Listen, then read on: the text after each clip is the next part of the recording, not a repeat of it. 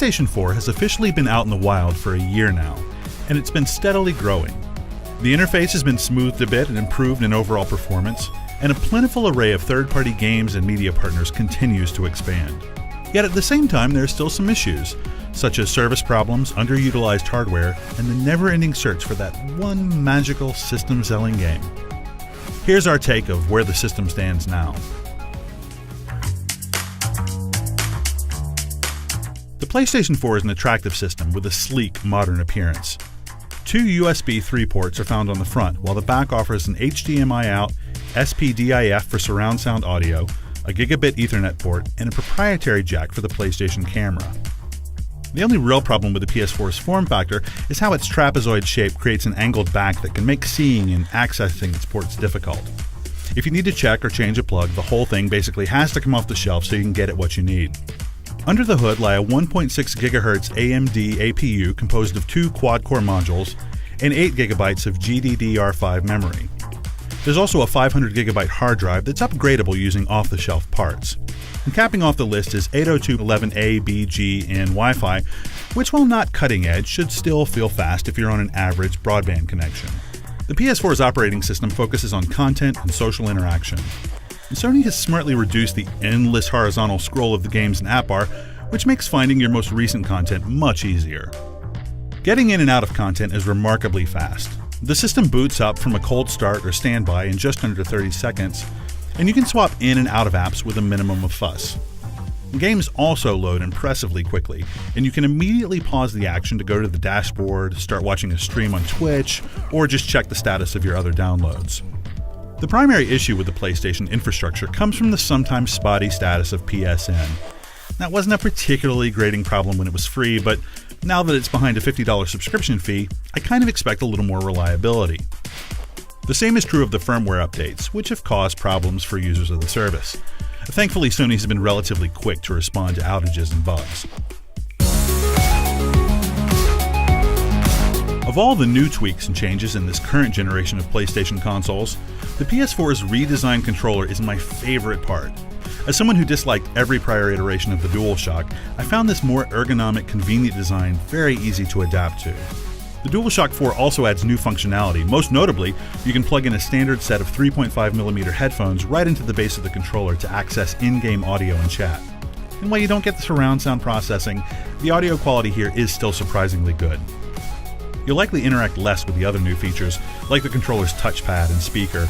At this point in time, the touchpad's been relegated, for the most part, just to simple text entry, and the speaker still hasn't been used for anything particularly noteworthy. As for battery life, you'll drain the controller's battery over the course of a day of dedicated play, meaning you're either stuck buying a second controller or just playing no farther than your charging cable allows. In the ecosystem just beyond the console, the PlayStation 4 can utilize both the PlayStation camera as well as connect remotely to the PlayStation Vita. Right now the camera is most useful for picture-in-picture for Twitch or Ustream, or for instantly changing profiles, and it also has a limited series of voice commands to do things like start games or navigate the menus.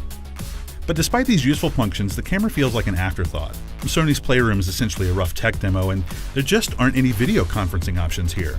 PS Vita owners have a little more to celebrate here. The Vita can be used for remote play of PS4 games, which is great, but not as lag-free as I'd like to see. Sharing gameplay experiences is seamless and quick.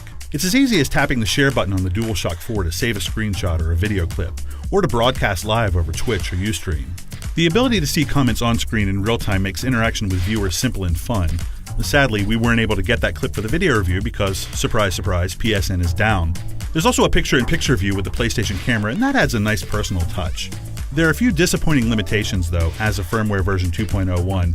You can only use generic presets when it comes to setting compression levels and resolutions, and there's still no ability to archive your broadcasts. Now, if you want to show off your achievements without streaming, you can also upload saved gameplay clips to YouTube, as well as transfer clips and screenshots to a USB storage device. Performance is mixed for the YouTube experience though, as I had a few spotty uploads and errors here and there.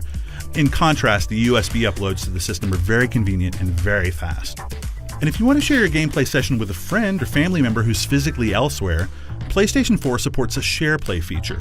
Through it, you can hand control of your game over to anyone on your friends list, or invite any of them to participate in co-op online for a game that otherwise offers only local multiplayer. Succinctly put, the PlayStation 4 is impressive. The base hardware provides a satisfyingly powerful platform and features Sony's most ergonomic controller yet. The PlayStation interface is fast and uncomplicated and grants access to the content you want with a minimum of hassle. The catalog of games may not contain any huge system sellers, but the PS4 versions of this year's games look and play very, very well. What keeps the PlayStation 4 from being mind-blowing, though, is that it seems to be struggling to provide games that deliver the next-gen feel. Almost everything a gamer upgrading from the previous generation could want or has come to expect is here, but there are only a couple of truly cool new features beyond that. Just share play and streaming, for example, and some media restrictions drag down the overall experience. The PlayStation 4 system is still very young. Developers could still throw their support into drawing out the key features of the camera or the controllers, and given the updates this machine has gotten since launch, it's safe to say more are yet to come.